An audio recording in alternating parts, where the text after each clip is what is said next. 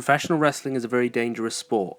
Men and women who compete put their lives on the line for us every night, and sometimes the people who do compete can pay the ultimate sacrifice. Here is a list of 10 professional wrestlers who passed away while competing in the ring.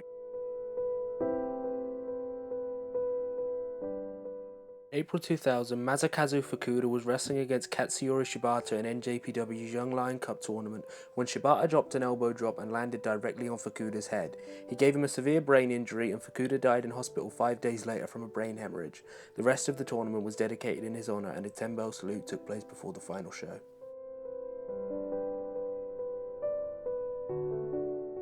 In 1995, an amateur wrestler named Hiromitsu Gompei enrolled in the New Japan Pro Wrestling dojo.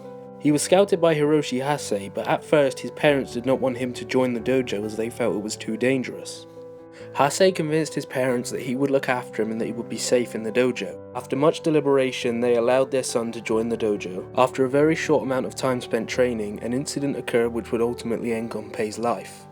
Allegedly, he got into an altercation with Kensuke Sasaki, who felt that he wasn't working hard enough. Sasaki began working over him in the ring, giving him legitimate suplexes and clotheslines. It's alleged that a Northern Lights suplex was what finally finished off Gompei's life. It's not known if the suplex was what actually killed him, but he died just a few hours after the incident with Sasaki. It's widely known that this incident destroyed virtually any passion Hase had left for professional wrestling. The following year, Hase quit NJPW and jumped over to rival AJPW, where he competed sparingly for the coming year. He said that the hardest part of everything was having to tell Gompei's parents about the death of their son after he promised them that he'd keep him safe. No charges were ever brought against Sasaki. On October 26, 1993, Mexican professional wrestler Oro told his opponent that he was going to take a massive bump off of a clothesline and land on his head. He took the bump as planned, but people started to notice that something was up after his opponent tried to pick him up and he fell back to the ground. His pulse faded away and he died before he could be loaded into an ambulance. He was just 21 years old. On August 15, 1997, Plum Mariko took a powerbomb to finish a match. She was legitimately knocked unconscious by the move and was carried away from the ring and soon transported to hospital. Mariko suffered countless injuries to her head, neck and brain throughout her career, and it was soon found out that she had severe brain trauma. She died several hours after the incident and became the first Japanese wrestler to die from wrestling-related injuries. Iron Mike DiBiase was the original patriarch of a huge professional wrestling family. It would go on to include WWE Hall of Famer the $1 Million Man Ted DiBiase Sr., DiBiase's son Ted Jr., and Ted's brothers also became wrestlers too. On July 2, 1969, DiBiase stepped into what will be his last ever match at 45 years old. DiBiase faced Man Mountain Mike, and during the match he suffered a massive heart attack. Harley Race tried countless times to keep DiBiase alive, but it was in vain and he passed away shortly after. It was later discovered that large cholesterol buildup was what killed DiBiase and not any move in particular. Lindsay was one of the first ever black professional wrestlers to really take off and was involved in some of the first ever interracial matches in wrestling history. Lindsay trained under the legendary Stu Hart and was considered by Hart to be one of the best students he had ever trained. However, tragedy struck when Lindsay was wrestling in Germany in 1972 and used a frog splash to finish off his opponent. The referee counted to 3, but Lindsay did not get up after the 3 count as the referee tried to pick him up. Lindsay's body was carried back to the locker room where he was pronounced dead. It was later discovered that he died of a heart attack while in the match.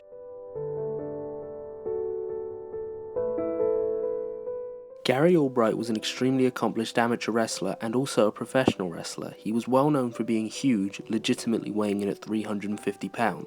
He competed all over the world for promotions such as Stampede Wrestling in Canada, countless American independent promotions, and also All Japan Pro Wrestling and UWF International. On January 7, 2000, while wrestling in Pennsylvania, Albright took a 3/4 facelock bulldog from his opponent and collapsed shortly after. Just minutes after being removed from the ring, Albright was pronounced dead after dying from a heart attack while in the ring. El Hijo del Perro Aguayo was one of the brightest stars in all of Mexican professional wrestling, serving as the leader of the massively heel Perros del Mal faction from 2008 until March 2015. In March 2015, Aguayo took part in a tag team match for the Crash promotion in Tijuana. Aguayo teamed up with TJ Perkins, who was working under a mask as Manic, to take on Rey Mysterio and Tigre Uno. During the match, he took a drop kick to the shoulder and back area and then fell towards the ropes, which is the normal way to set up the 619. Soon after he hit the ropes, Perkins joined him but noticed that Aguayo didn't seem to be moving, so he shook him slightly, thinking he was unconscious, trying to revive him. Aguayo remained motionless, so Perkins signaled to Mysterio not to hit the 619 since he could tell something was up. Soon after, Konnan, the promoter for the show, walked over to the apron and pulled Aguayo out, shaking him and desperately trying to revive him. The match finished shortly after Konnan brought him out of the ring, and medical personnel began to come out from the back, thinking he was just unconscious and in need of help. He was soon after transported to the hospital, where he was declared dead at 1 AM. He was just 35 years old. Autopsy results later showed that Aguayo broke his C1, C2 and C3 vertebrae, causing him to have a cardiac arrest and die almost instantly. Aguayo was removed from the ring on a piece of plywood, which caused heavy criticism of the medical staff at the show. They claimed they were tending to 2 injuries at the back that happened on the same show, and one of them was a back injury, which was why the stretcher was already in use. The following year, Aguayo was posthumously inducted into the AAA Hall of Fame.